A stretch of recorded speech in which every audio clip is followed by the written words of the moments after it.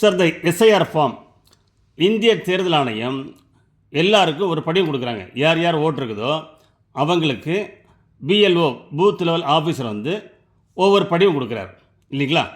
இப்போ இது என்னுடைய படிவம் சார். இல்லை, என்னுடைய படிவத்தில் இங்கே பாருங்கள், என்னுடைய பேர் இருக்குது, கேன் சவுண்ட்ஸ். ஓகேங்களா? என்னுடைய வாக்களுடைய அடையாள அட்டை எண், விலாசம் இருக்குது. இங்கே அதனுடைய வரிசை எண் இருக்குது. நான் எங்கே ஓட்டு போடுறேனோ அந்த டீட்டெயில்ஸ் இருக்குது. என்னுடைய பாகம் எண் இருக்குது 62. ஓகேங்களா? இதில் பாருங்கள், என்னுடைய ஃபோட்டோ இருக்குது. இந்த ஃபோட்டோ சரியில்லைன்னா நீங்கள் புதுசாக நீங்கள் இப்போ எடுத்த ஒரு ஃபோட்டோவை இதில் பாஸ்போர்ட் சைஸ் ஃபோட்டோவை இதில் ஒட்டிக்கலாமா?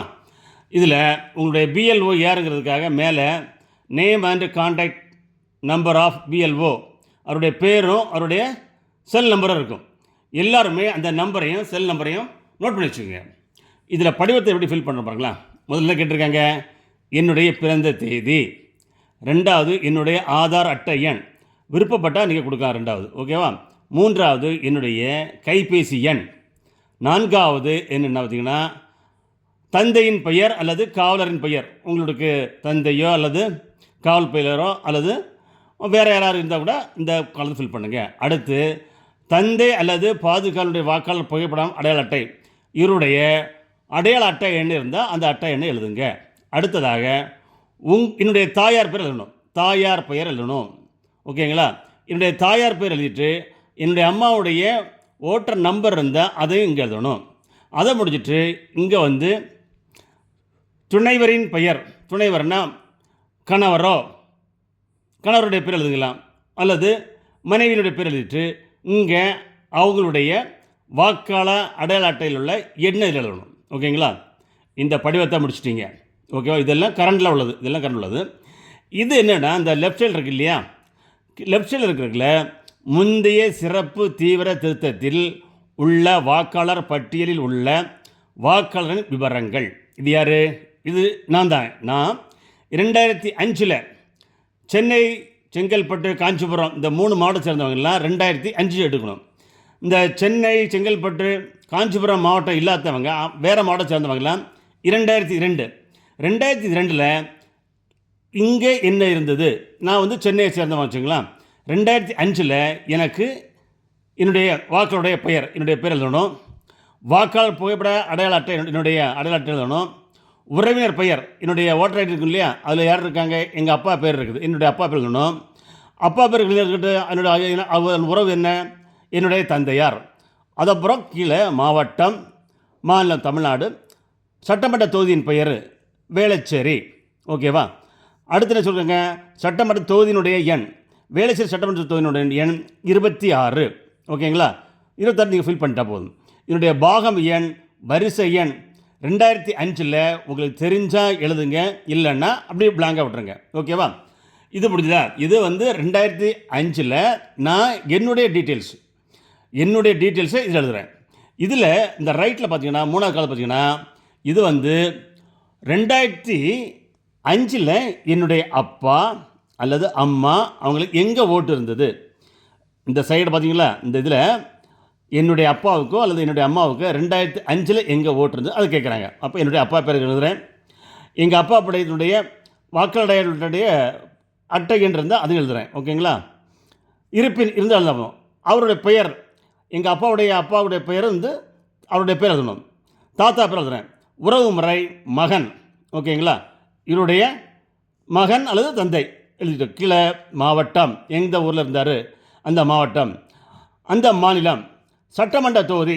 சப்போஸ் சட்டமன்ற தொகுதி வந்து உங்களுக்கு வேறு ஏதாவது மதுரையோ அல்லது திருச்சியோ இருந்தால் அந்த சட்டமன்ற தொகுதியை போடுங்க. அந்த சட்டமன்றத்தினுடைய வரிசை எண் எழுதிட்டு இதில் அந்த பாகம் எண், வரிசை எண் தெரிஞ்சால் எழுதுங்க, இல்லைன்னா விட்டுருங்க. அப்படி எவ்வளோங்க நீங்கள் இதில் உங்கள் அப்பா பேர், உங்கள் தாத்தா பேர், உறவு முறை, மாவட்டம், மாநிலம், சட்டமன்ற தொகுதி இது எல்லாமே ஃபில் பண்ணுங்கள். இதுக்கு சில படிவங்களில் உங்களுக்கு இதனுடைய எதை கேட்குறாங்க அடையாளமாக.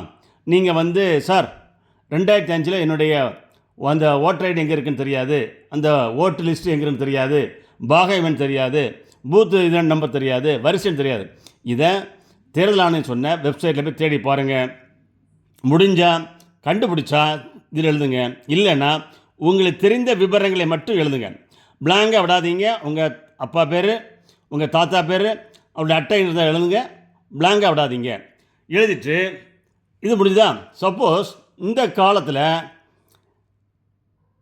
21 வயசு அல்லது 41 வயசு கீழே உள்ளவங்க இந்த படிவத்தில் எழுத முடியாது. ஏன் எழுத முடியாதுன்னா, அவங்களுக்கு 2005 அவங்களுக்கு ஓட்டு இருந்திருக்காது. ஓட்டு இல்லாத பட்சத்தில் அந்த இளைஞர்கள் இருக்காங்க இல்லையா, 40 வயசு உட்பட்டவங்க இந்த காலத்தை ஃபில் பண்ண வேண்டாம். ஏன்னா அந்த 2005 அவங்களுக்கு ஓட்டு இல்லாத பட்சத்தில் இதில் ஒன்றுமே எழுதுறதுக்கு வாய்ப்பு இல்லை. ஏன்னா நம்மகிட்ட ஒன்றுமே இல்லையே. ஸோ அப்போ இந்த பகுதியில் எழுத தேவையில்லை. 40 வயசுக்கு உட்பட்டவங்களுக்கு இந்த லெஃப்ட் சைடில் எழுத தேவையில்லை. மற்றவங்க எல்லாருமே ரைட் சைடில் எழுதி ஆகணும். எல்லாருமே ரைட் சைடில் எழுதி ஆகணும். ஏன்னா சப்போஸ் 40 வயசுக்கு மேலே உள்ளவங்க லெஃப்டில் எழுதலாம், ரைட்டில் எழுதலாம். லெஃப்ட்டில் உள்ளவங்களுக்கு இருக்கும் 2005 இருக்கும், ரைட்டில் எங்கள் அப்பாவோட இருக்கும்.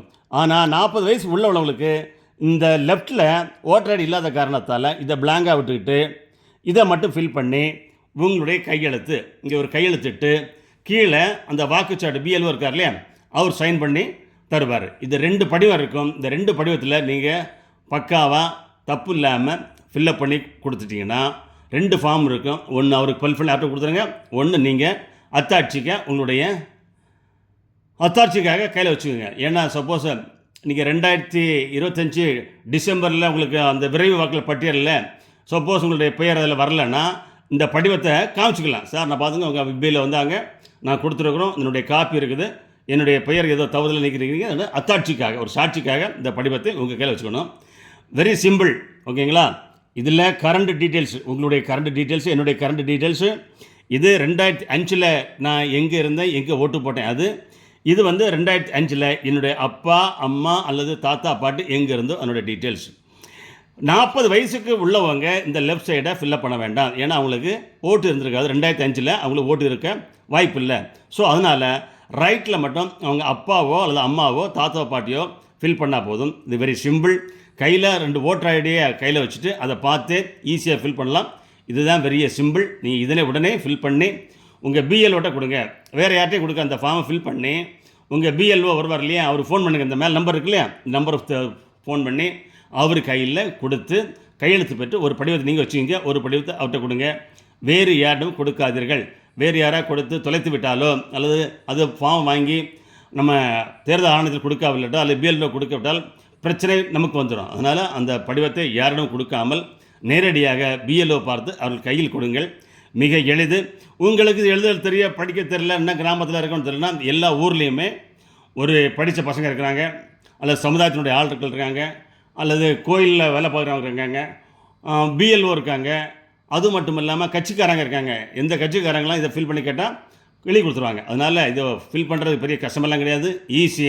ஒரு 10 நிமிடத்தில் நீங்கள் இதனை பூர்த்தி செய்து விடலாம். ஒருக்க படிங்க, என்னென்ன டீட்டெயில்ஸ் பண்ண பாருங்கள், எல்லாம் கையில் வச்சுட்டு அப்படியே பார்த்து எழுதிட்டிங்களா, வெரி சிம்பிள். நீங்கள் சிறப்பாக பணியாற்ற, சிறப்பாக எழுத உங்களை அன்போடு வேண்டுகிறோம். நன்றிகள்.